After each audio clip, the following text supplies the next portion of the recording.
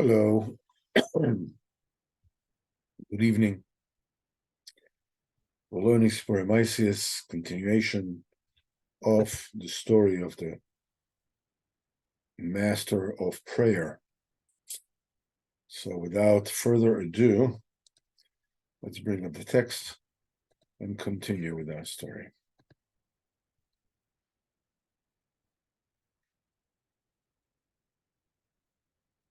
So we said that the master of prayer told the people of the kingdom of wealth about the hand, which is a series of Kabbalah, and revealed to them there is, and the idea is that these particular secrets are needed for them, to wake them up, because as we will learn in Torah 60, is that we learn on Thursday, people are sleeping their lives away. Now, to understand what does it mean that someone is sleeping his life away, said there are many people. Hold on just 1 second. This is Hillel. Hold on. Let me just. Hello? Yeah. I don't think so, but there's the same post as it was every week.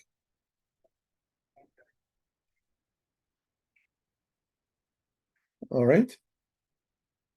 Okay.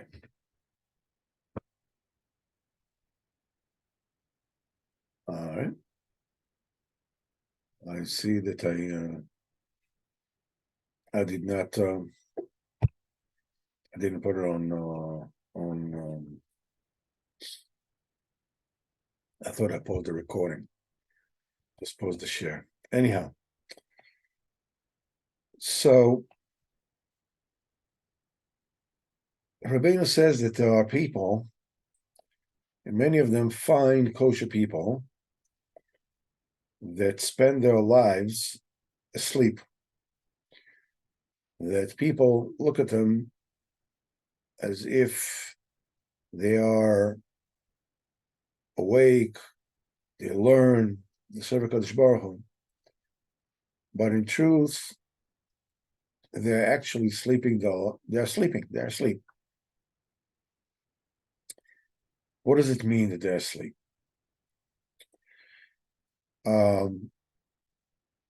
We have mentioned many times, and we will mention more, that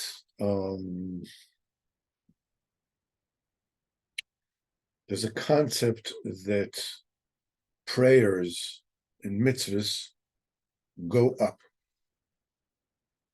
What does it mean that prayers go up or they don't go up?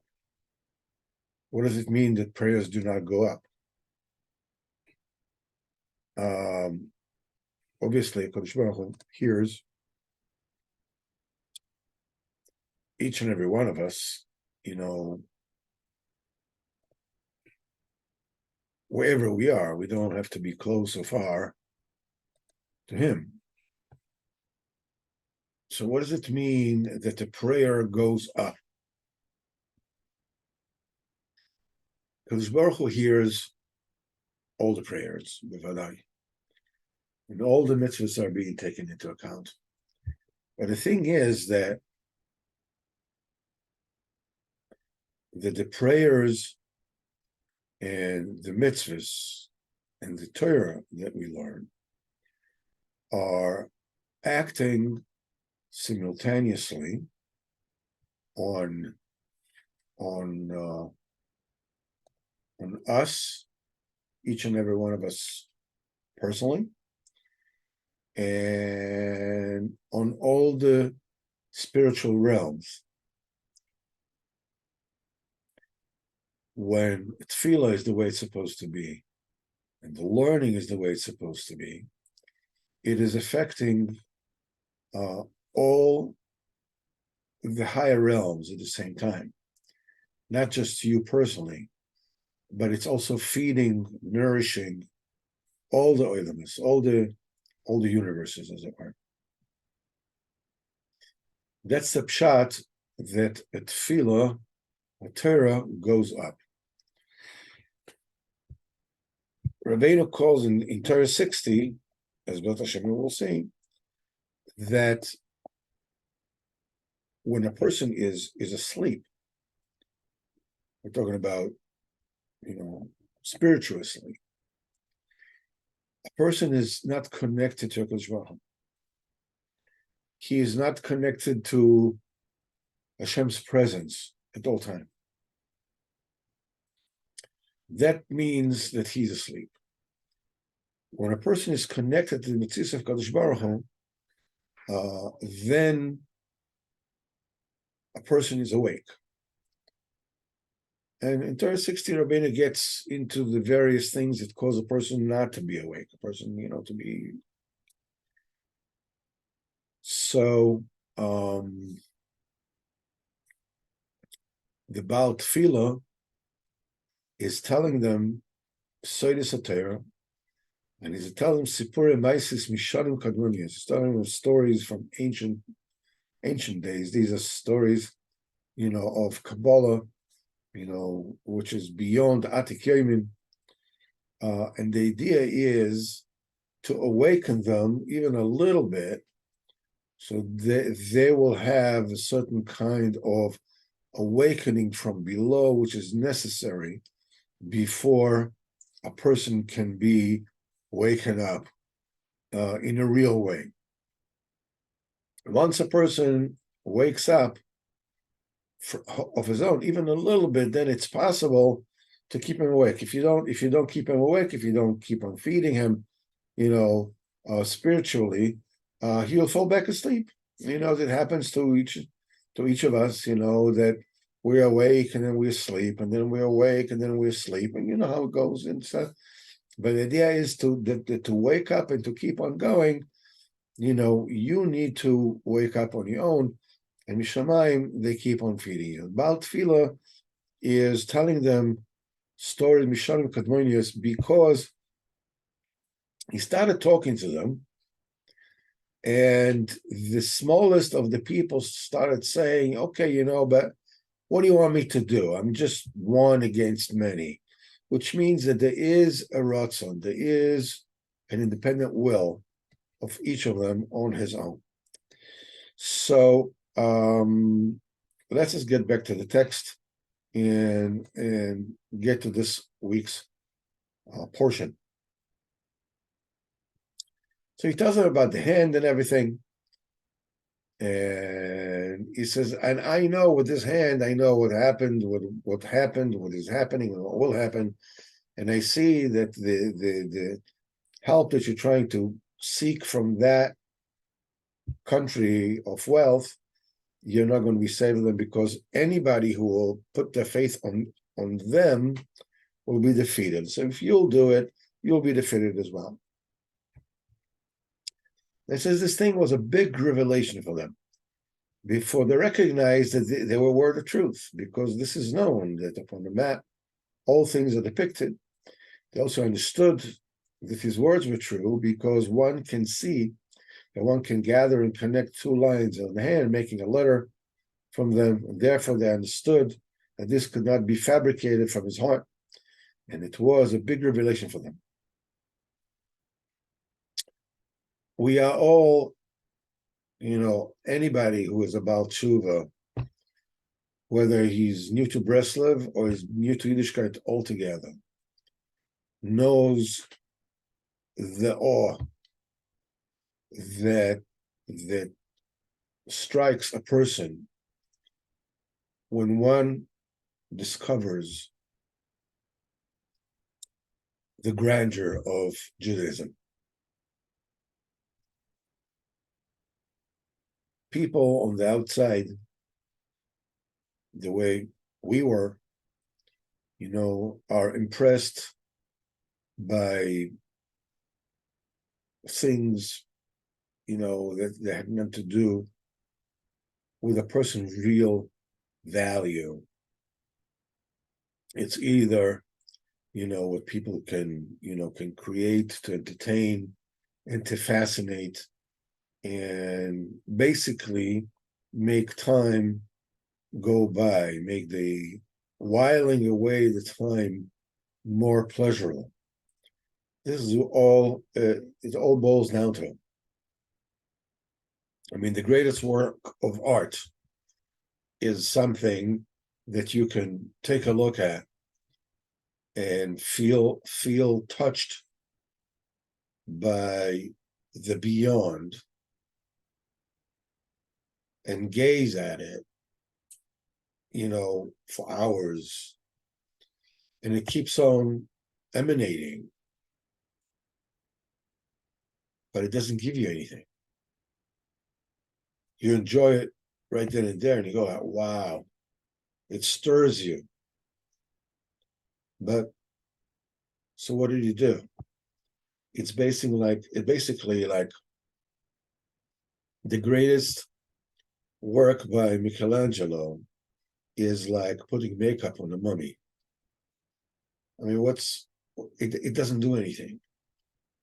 It just makes whiling away the time more pleasant. And everything is either technical, the scientific, encompasses intellect, and the intellect is put together in order to propagate, personal causes and lies many times. You take a look at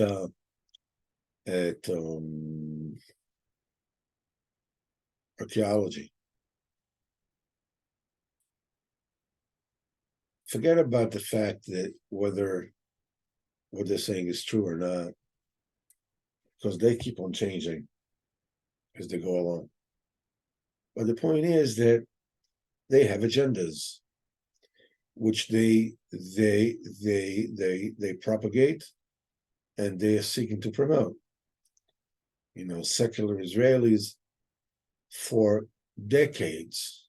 I mean, since the 19th century, it started with the German, movement for the research for biblical research, that the main purpose thereof is to disprove the Bible.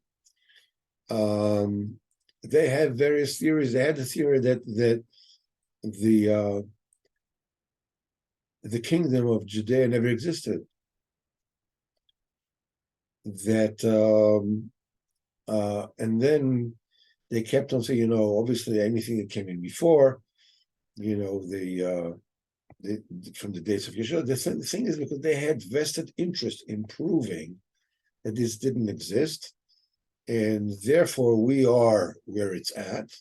Everything that happened until us is just to prepare the ground for the grand entry of us onto the stage, and nothing came before us. When we met Yiddishkeit for the first time, it doesn't matter if you started by learning Gemara, or whether you started with Chabad, or whether you met Rabbeinu. The effect of meeting Torah is stunning. I mean, the indelible impression that it is wisdom that not only that we didn't know that particular wisdom existed, we didn't even know that such profundity of wisdom existed altogether. This was their revelation. So as they're coming up, they ask him, where is the king? They've had. Maybe he will show us a way to find money. Again, they're coming from where they are. It's the same as us coming from where we do, from where we come. We're still saying, we came in, but it doesn't mean that we have given up all the, searches for power, for notoriety, for fame, for wealth, for whatever it is. It's not easy to give it up. We are like this and that at the same time. So where's the king? Maybe he'll show us a way to find money. So he answered them in the language of amazement, you still want money? Of money, speak nothing at all, he tells them. They asked him, nevertheless, tell us where the king is.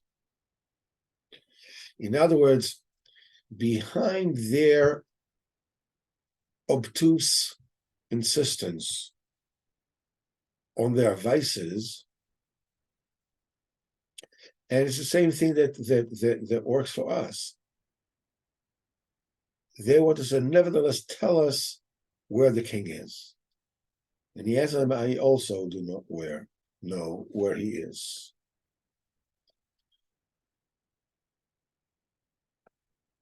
The main akuda that is brought here is we are at that point. When you look on the outside, we're struggling with our own difficulties, spiritual, moral, physical. We take a look at ourselves in the mirror and we're still looking for the king to get us money. For every person, money here represents whatever it is that each and every one of us is looking for. And the Master says, you're still looking for money? Don't even speak of money at all. When he tells us this, we come forth and says, okay, but tell us where the king is.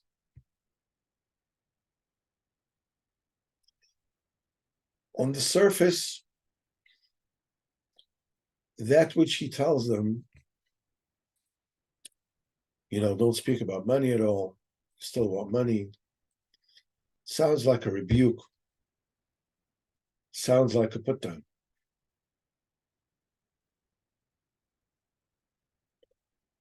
But it is not. What the tzaddik is telling us, with his rebuke, or seeming rebuke, it's a rebuke that comes out of love that enables us to expose our inner motive.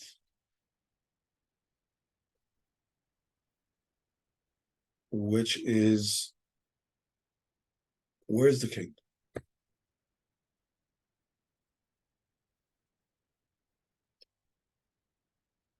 It is very easy to fall into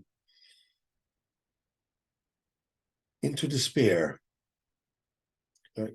What on earth is going to become of me?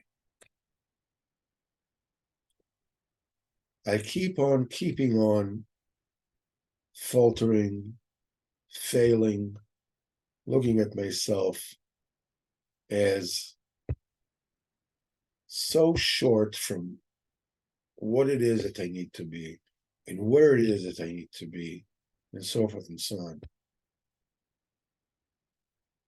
And I cannot stop being foolish.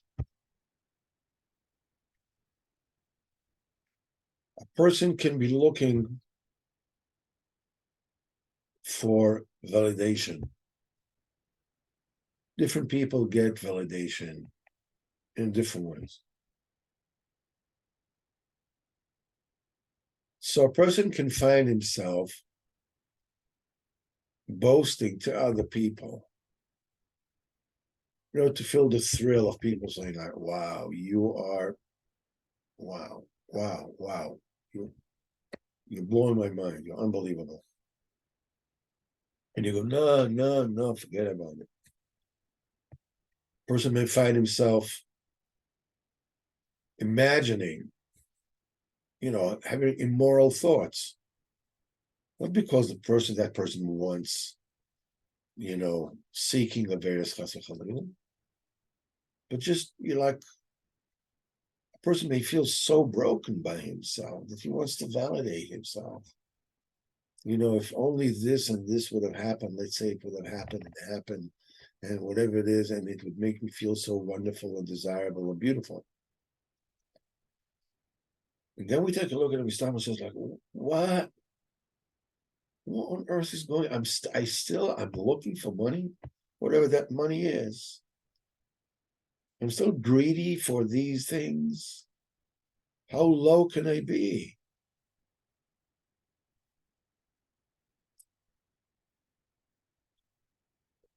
And the tzaddik does not tell us, listen, don't worry about it. It's not so. No, he says, don't look for that. Whenever these thoughts come into your mind, push them away. Whenever these thoughts come to your mind, push them away.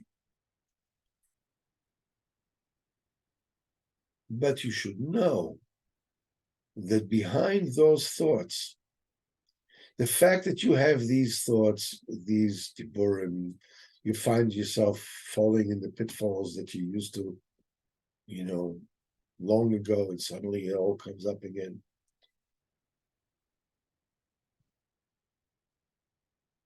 There is a genuine desire in you. Where's the king? Where's the Kodesh Baruch Hu?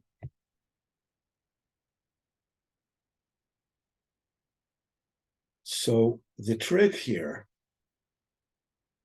is to keep one's equilibrium. Don't get discombobulated. And don't be afraid. B'ezrat Hashem, you won't fall apart. Don't worry about it.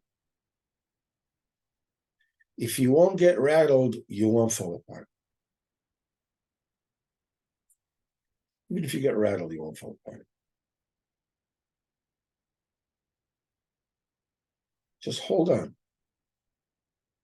You find yourself doing it, whatever that it, again, push it out. Stop. You want to beat yourself up. Try not to do it. Just stop. Realize you are looking for the king. If you weren't looking for the king, you would not be watching this Shirna.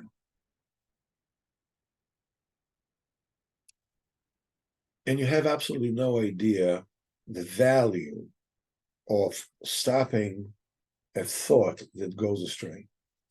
Even after who knows how long it has taken you before it stopped.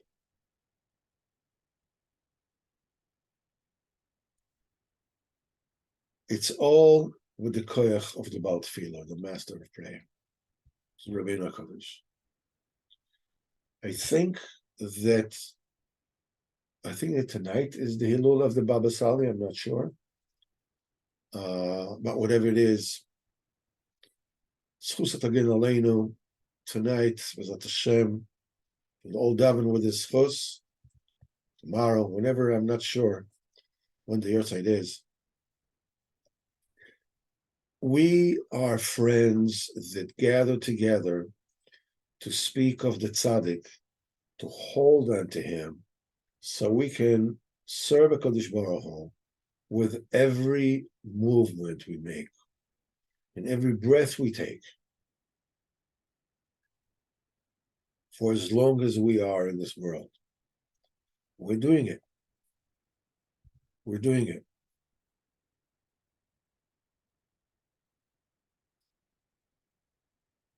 Bezat Hashem, we will continue the story